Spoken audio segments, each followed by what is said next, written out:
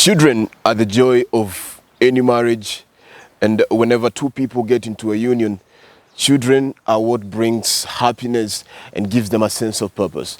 But when it comes to the question of raising children and teaching them, especially about very sensitive modern topics, it might be the question of who's to put the bell on the cart. Welcome to the show. This is Let's Talk Love Kenya. My name is Kimathi, and the man next to me is Professor Herman Manyora, number one resident president here at Nairobi Review, and on the streets, we call him Dr. Love. How are you doing, sir? Wow, wonderful. You doing great? Oh, that's a nice shirt you've got on. Thank you. Thank you. Well, the question of sex education, teaching children sex education. Who should do it? If you have daughters, is it the mother? Is it the dad? And in the African context, just how much can we talk about sex to our kids, because it's becoming a problem? We're getting this inflation of numbers of early pregnancies, issues of kids not having an idea of how to navigate today's complex sexual society. What should parents do? Who should take that mantle? It's a sensitive issue. Sex matters have always been taboo matters.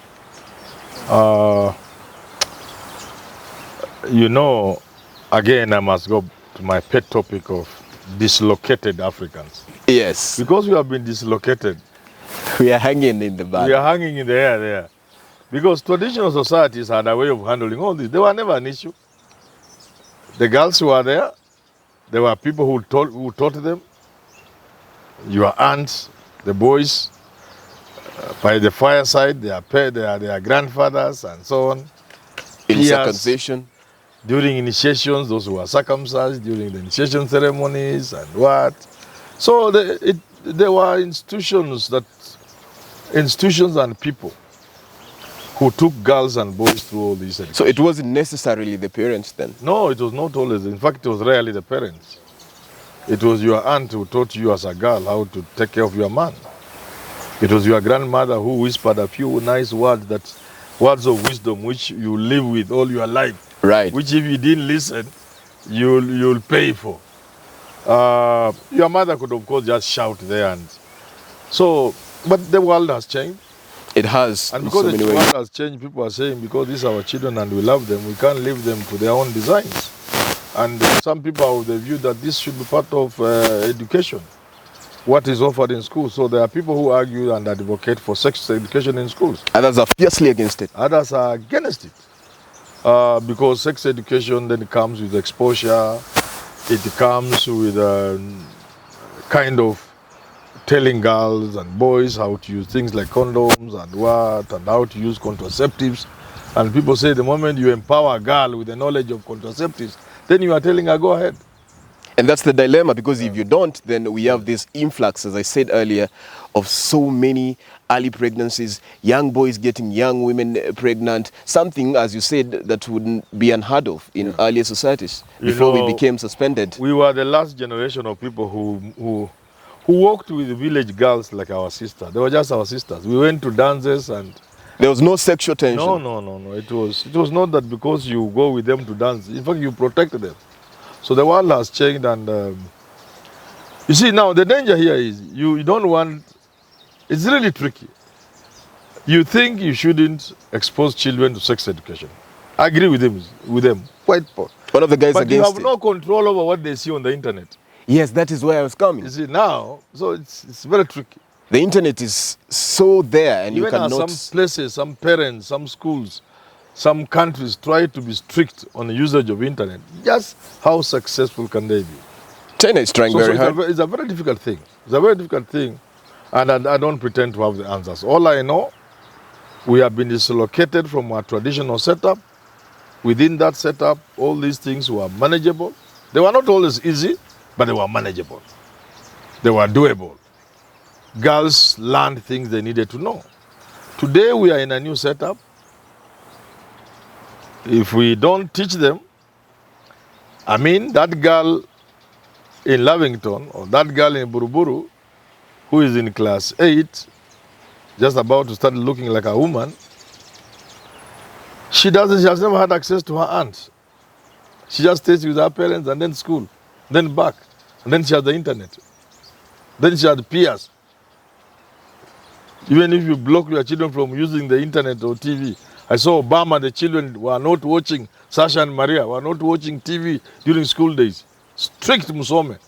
And then I looked at us poor people and our children cannot listen TV in your chakula. But even if you don't do that, the moment they step out of your house, they interact with other people of their age. There's peer pressure. They see what others are doing on their phones. So it's a very complex issue that, throughout the history of man, civilization comes with a lot of good things, but it also comes with bad things. And that's why in the Bible we are told about Sodom and Gomorrah. The end times. A very successful society that then engaged in all manner of bad things that go there to destroy the city. So civilization comes with its byproducts, unintended consequences. So we are happy the internet can do wonders. We can do things we could not have done in a day, things we couldn't even have done in a year. Minister of Lands is today digitizing the files. Hakuna file kupotea, But then that same internet exposes your daughter or your granddaughter, grandson, son, to bad influences, pedophiles. So I do not pretend to have answers, but these are things which society has to think very hard about. So long as everything is guided by the love we should be having for our children. And we should not stop anything for the sake of it. Because some of the people stopping these things are doing so on religious grounds. Which are not 360%. So I would agree with you from your religious perspective. No sex education for children. But I would also want to hear from you what options you have. You see, like the Catholic Church, for example, says, hakuna haja ya contraceptives. But they give an alternative. They teach women how to know their safe days. Successful. So that kind of alternative. If you say no sex education, give me the alternative. I'm waiting. I'm open to those. Because if it's about loving our children and grandchildren, we cannot leave them to the vagaries of the internet and other peer pressures and other things, so that children then... And look at the schools we have today. The schools in this country are overcrowded. Very little supervision from the matron and from people who are in charge of dormitories. Learner-teacher ratio is poor. Crazy. It's out. So when there's something bad in a school, whichever bad means, some people may not view lesbianism as something bad, but for those who view, in a school that has 1,200 girls instead of 400, then the thing goes out of control. It's hard to track. It's hard to track. But bottom line, love should breed care. Love leads to care. If we love our children, then we must care for them. We cannot leave them exposed. If we think sex education is bad in schools, let us look for alternatives. I'm not saying I have alternatives. But that aunt who provided the sex education to the girl is in the village. This girl doesn't know even her aunt. She just knows the mother and the father, or the mother alone, or the father alone. Then she doesn't know anybody else. And then there are the people she interacts in school with. And then the internet. All bad influence all around. So now we must figure out, as a society, because we love our children and our grandchildren, what is the best we can do for them in this harsh environment that is computer controlled and dominated.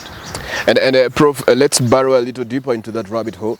In America today, there is a gender and sex politics crisis where parents are realizing that their 10-year-old, 13-year-old is a young woman who identifies as a man.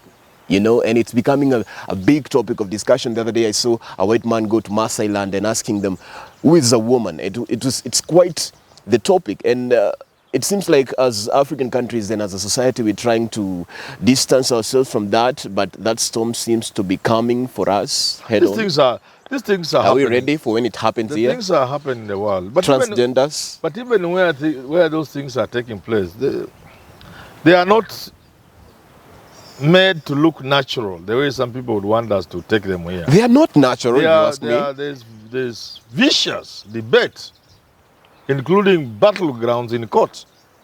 There was a recent ruling on that. Nobody says those liberties and excesses, if you wish, are natural, they must be accepted. People fight. But so I have nothing to say. I know that we live in a small world today.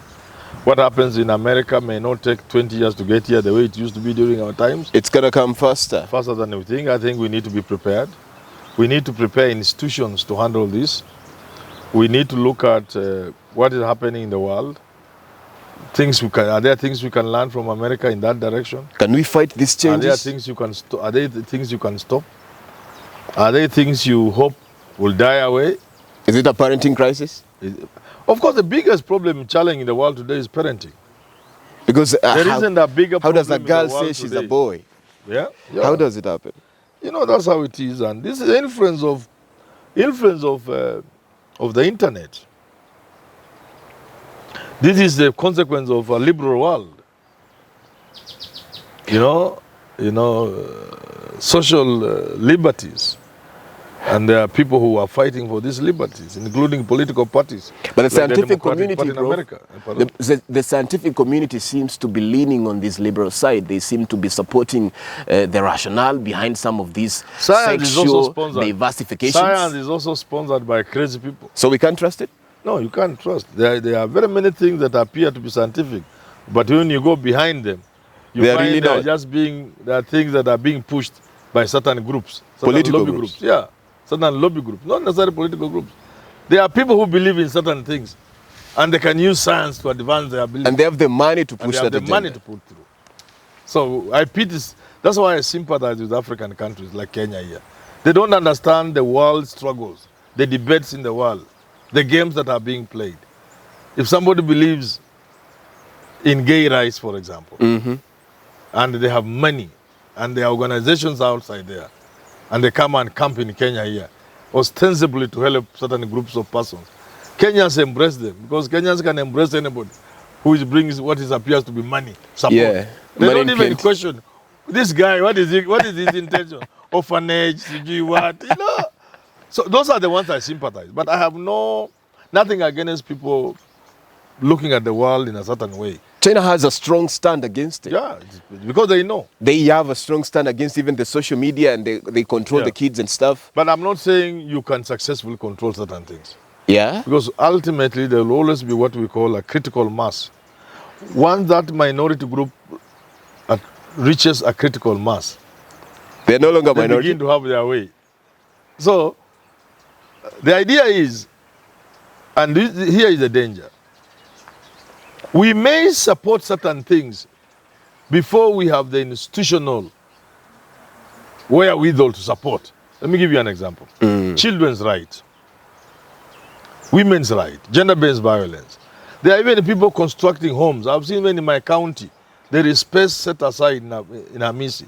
They want to they were, about 2 years ago, I don't know when they have done it, to build a rescue.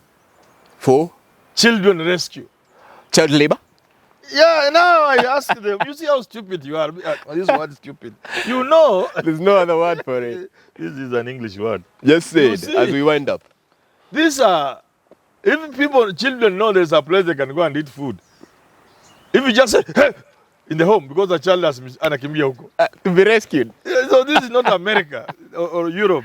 Yeah? So out of mischief, children will feel that home. So you have to understand the society, the cultural base from which they operate, under what circumstances. If you give women, you plant in their head, village women, rights, and then they try to exercise those rights, then they can't have marriage, then there's nowhere you are taking them, then they become prostitutes. Have you achieved anything? You're ruining the society. So therefore I'm saying, when we are not ready for certain things, we must not be in a hurry to get them. While not stopping people from doing what they want to do, we should nevertheless never be in a hurry. Let's understand them first. Yeah. All right, folks, you've heard it from Prof. Issues of sex, sexual diversification, raising kids on sex and all that stuff. That's all we talk about here on Let's Talk Love. My name is Kimathi. Subscribe and I'll see you next time.